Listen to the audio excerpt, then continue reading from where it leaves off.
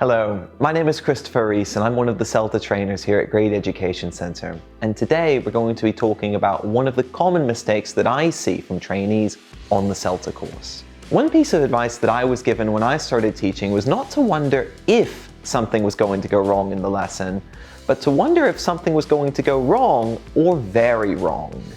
During the process of lesson planning, it's not enough for us to think about only what we're going to do or what our students are going to do, but we also need to think about the little, or not so little, ways that things can go wrong during the lesson.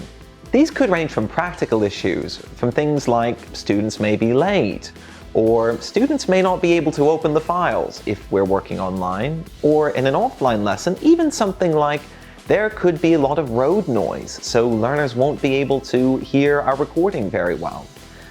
To more complex issues, things like learners may avoid the target language, or learners may not understand the instructions to our final speaking activity. The main thing is that we as teachers have thought in depth about what might go wrong with the lesson and that we've planned actionable solutions in order to deal with it. Lots of road noise? Well, close the windows.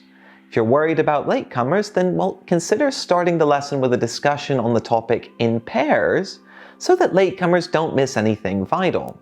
However, these solutions should also be specific.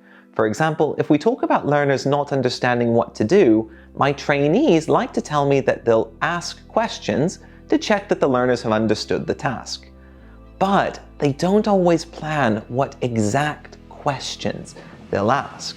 Because of this, when the issue comes up in the lesson, my trainees feel nervous and unprepared. How do we solve this? Well, it's simple.